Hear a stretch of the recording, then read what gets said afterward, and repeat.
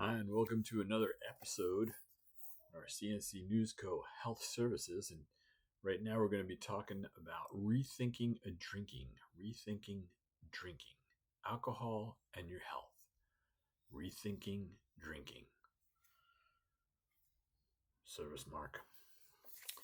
This is from the National Institute of Health, National Institute on Alcohol Abuse and Alcoholism Department. Now, this is designed for U.S. adults who drink alcohol. And no matter where you live, this will help you with alcohol. It provides evidence-based information about alcohol and health, along with tips, tools, and resources for those who want to cut down or quit drinking.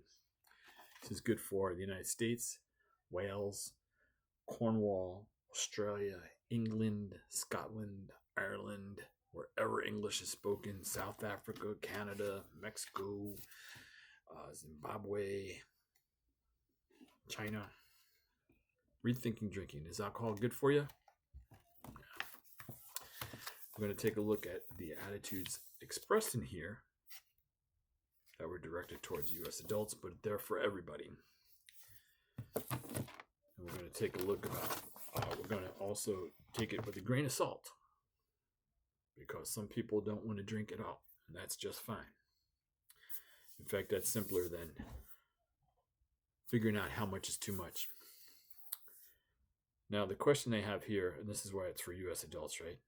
Do you enjoy a drink now and then? For a large portion of the world, the answer is no. I don't enjoy alcohol. And in a large part of the world, the word drink is not automatically equated with alcohol. So that's a unique American thing. So many of Americans do. It says here, it says many of us do. And that's like, whoa, okay, rethinking that, rethinking drinking and rethinking anti-drinking information, right? Now, often when socializing with friends and family, people do imbibe alcohol in the United States for many different reasons. This piece of information we're looking at offers valuable research-based information, and we're going to take a look at drinking patterns and how they may affect a person's health. We're not going to go through the whole book because there's a lot of charts in here. So I suggest you go take it out, you look at it. It's online too, Rethinking Drinking, by the National Institute on Alcohol Abuse and Alcoholism. So what is alcohol use disorder? This is something. And it's got 3 letters. AUD is characterized by an impaired ability to stop or control alcohol use despite adverse social, occupational, or health consequences. It is referred to as a spectrum disorder and can be mild, moderate, or severe, and encompasses the conditions that some people refer to as alcohol abuse, alcohol dependence, or the colloquial term, the original term, alcoholism. AUD can cause lasting changes in the brain that make patients vulnerable to relapse. And the good news is that no matter how severe the problem may seem, most people with AUD can benefit from treatment with behavioral therapies, medications, or both. So you don't have to continue going on looking for the rock bottom. There is no rock bottom. So what's a standard drink? And this is where we're going to be skipping over some parts of this, but you can see it online or request them to send it to you. These are all different kinds of drinks here. Look at this. What is it? And included in here somewhere is a standard drink. You know, some things don't need to be thought about that much. You either do it or you don't. But what's a standard drink? In the United States, a standard drink, also known as an alcoholic drink equivalent, is defined as any beverage containing 0.6 fluid ounces or 14 grams of pure alcohol. Although the drinks pictured here are of different sizes, each contains approximately the same amount of alcohol and counts as one U.S. standard drink or one alcoholic drink equivalent. Regular beer, malt liquor, table wine, fortified wine, liquor, brandy, cognac, distilled spirits, gin, rum, tequila, vodka, whiskey, etc. So there it goes, from your beer to your whiskey. There are different amounts. Okay, then they're talking about how many drinks are in common containers. We don't need to go over that for what we're looking at here. What are the U.S. guidelines for drinking? Please look these up in your own country. Some countries don't have any guidelines at all because you're not supposed to do it at all. So what are the U.S. guidelines for drinking? Adults of a legal drinking age can choose not to drink. Isn't that nice? You cannot do it. You're allowed not to do it. You can choose not to drink or to drink in moderation by limiting intake to 2 drinks or less in a day for men and 1 drink or less in a day for women when alcohol is consumed. Drinking less is better for health than drinking more. There are some adults who should not drink alcohol, such as women who are pregnant. Adults who choose to drink and are not among the individuals listed below who should not drink are encouraged to limit daily intakes to align with the dietary guidelines. Dietary guidelines for alcohol. Okay. People who do not drink should not start drinking for any reason. There you go. So, when drinking in moderation is still too much, shouldn't do it at all. If a person is taking medications that interact with alcohol, don't drink alcohol. When you're managing a medical condition that can be made worse by drinking, don't drink alcohol. Under the age of 21, the minimum legal drinking age in the United States to consume alcohol is 21. If you're under that, don't do it. It's not fun. It's not helpful. It's not a rite of passage. It's not cool. If you're recovering from alcoholism or unable to control the amount you drink, don't drink alcohol. Just don't do it. Avoid it. Stay away. There's plenty of other things you can do, let me tell you. It's a whole world out there. And if you're pregnant or might be pregnant, it's not limited to this. Anybody who doesn't want to drink alcohol should not be convinced to drink alcohol, should not be encouraged to drink alcohol. If they say no, that's no. So what is alcohol misuse? Alcohol misuse, which includes binge drinking and heavy drinking, that's some serious stuff there, increases your risk of harmful consequences, including AUD, which is alcoholism. The more drinks on any day and the more alcohol misuse over time, the greater the risk. The National Institute on Alcohol Abuse and Alcoholism, NIAAA, defines binge drinking as a pattern of drinking alcohol that brings blood alcohol concentration to 0.08% or 0.08 grams of alcohol per deciliter or higher. For a typical adult, this pattern corresponds to drinking 5 or more drinks or 4 or more for a female. So 5 or more for a guy, 4 or more for a female in 2 hours. That's binge drinking. Someone out to get drunk. Now, NIAAA defines heavy drinking for men is consuming more than 4 drinks on any day or more than 14 drinks per week.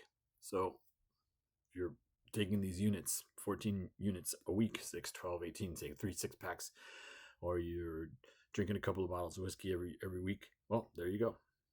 You're in heavy drinking. And for women, consuming more than 3 on any day or more than 7 per week. Now, what are the harms? What's wrong with alcohol? I mean, everybody sells it. They sell it everywhere. They sell it in grocery stores. They sell it in supermarkets. You can get it online. You can buy it from your friends. You can go to a restaurant and they bring it to your table. You can go to a bar and they serve it right up. They serve only alcohol. What are the harms about this product that is so cheaply and easily made and sold at such a premium and regulated by every state in the union and the territories and the federal government? What's the harm in this object? Well, there's a wide range of short and long-term consequences associated with alcohol misuse, and this is what we're going to deal with. We're going to talk about this, and then I'm going to turn you loose. For some individuals, any amount of drinking could be potentially harmful.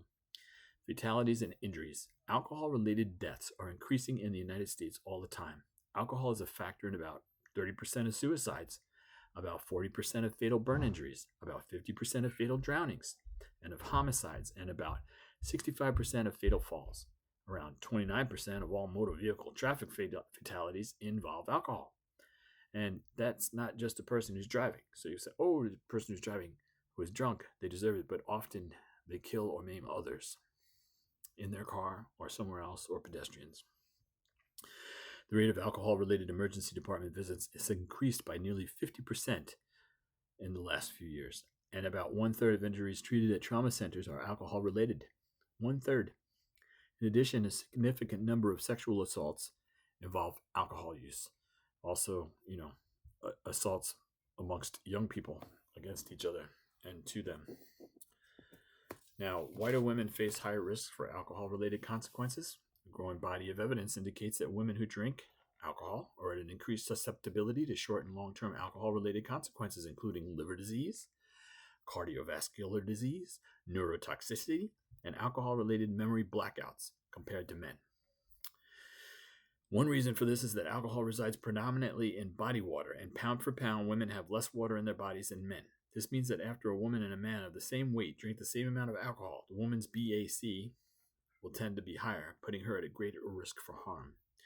Other biological differences may contribute as well. While alcohol misuse by anyone presents a serious public health concern, women face alcohol-related problems sooner and at lower drinking levels than men.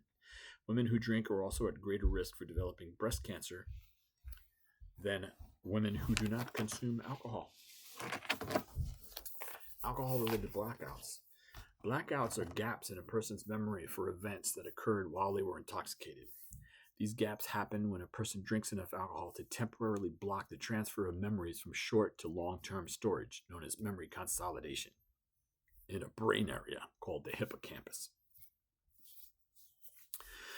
Further health problems. Drinking is associated with a number of health problems and can make certain chronic health problems worse. Half of liver disease deaths in the United States are caused by alcohol, and alcohol-associated liver disease is increasing, particularly among women and young people. Research has shown an important association between alcohol consumption and breast cancer. For each 10 grams of alcohol consumed, which is less than one standard drink, per day, a woman's chance of developing postmenopausal breast cancer increases by around 9%. Individuals who carry certain gene variants associated with alcohol-related flushing, that is, are at an elevated risk of esophageal cancer from alcohol consumption. Research has also shown that alcohol misuse increases the risk of liver disease, cardiovascular disease, depression, stomach bleeding, as well as cancers of the oral cavity, esophagus, larynx, pharynx, liver, colon, and rectum. Now, let's consider the phrase, hold your liquor. Why is that a concern? For some people who drink, it takes quite a few drinks to get a buzz or feel relaxed, and they may be less likely to show signs of intoxication compared to others. And this is sometimes called being able to hold your liquor or drink something under the table. Often these individuals are unaware that their body's lower response to the intoxicating effects of alcohol isn't protection from alcohol problems, but instead is a reason for caution. These individuals tend to drink more, socialize with people who drink a lot, and develop a tolerance to alcohol. That is, it takes more and more alcohol to feel or act intoxicated. As a result, they have an increased risk for developing alcoholism. Someone who misuses alcohol, especially over the long term, can experience permanent liver, heart, or brain damage. And all people who drink, regardless of the amount, need to be aware that critical decision-making abilities and driving-related skills, you can't drive when you're drunk, are already diminished long before a person shows physical signs of intoxication. People who misuse alcohol may also have problems managing conditions such as diabetes, high blood pressure, pain, and sleep disorders. People who misuse alcohol are more likely to engage in unsafe sexual behavior, putting themselves and others at risk for sexually transmitted infections and unintentional pregnancies. Birth defects. Prenatal alcohol exposure can result in brain damage and other serious problems in babies. The effects are known as fetal alcohol spectrum disorders, or FASD, and can result in lifelong physical, cognitive, and behavioral problems.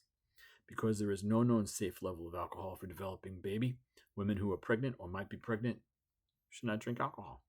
And if you're the guy around there or another lady around there with the person with the pregnancy, you don't need to drink either. There's lots of other things you can do. So, what are the symptoms of alcoholism? I'm just going to go through this.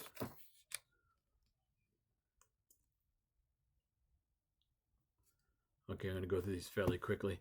Had times you ended up drinking more or longer than you intended? More than once wanted to cut down or stop, but couldn't? Spend a lot of time drinking, being sick from drinking, or getting over afterwards? Wanted to drink so badly you couldn't think of anything else? Found that drinking or being sick from drinking often interfered with taking care of your home or family, caused job problems or school problems? Continued to drink even though it was causing problems with trouble with your family and friends? Have you given up or cut back on activities that were important or interesting to you, or gave them pleasure in order to drink? More than once got into situations while or after drinking, increased the chances of getting hurt, such as driving, swimming, using machinery, walking in a dangerous area, or engaging in unsafe sexual behavior? Continue to drink even though it was making you feel depressed or anxious or adding another health problem, or after having had an alcohol-related memory blackout? Or had to drink much more than you once did to get the effect you want, or found that your usual number of drinks had much less effect than before? and found that when effects of alcohol were wearing off, you had withdrawal symptoms such as trouble sleeping, shakiness, restlessness, nausea, sweating, a racing heart, dysphoria, feeling uneasy or unhappy, malaise, a general sense of being unwell, feeling low or a seizure, or sense things that were not there. Those are some symptoms. Time to stop drinking alcohol. If you're considering changing your drinking, and I hope you are, if you're doing it, you'll need to decide whether to cut down or quit. It's a good idea to discuss different options with a healthcare professional, a friend, or someone else you trust. When someone who's been drinking heavily for a prolonged period of time suddenly stops drinking, it's dangerous. They can go into a painful or even potentially life-threatening process of withdrawal, so it takes a little time for someone who's really heavily drinking to move themselves out of that. So even when you're committed to change, you still may have mixed feelings at times, and making a written change plan will help you solidify your goals. So there's several strategies for cutting down. If one approach doesn't work, do something else. Keep track, count, measure, set goals, avoid triggers, plan to handle urges, and know your no. All of these are included in this wonderful book, Rethinking Drinking. You can find it and others like it at your local public library. You can find it online by going to National Institute of Health. And you're looking for Rethinking Drinking, Alcohol, and Your Health. It's available worldwide. You can get it anywhere on the internet. Be healthy, be safe. Thank you.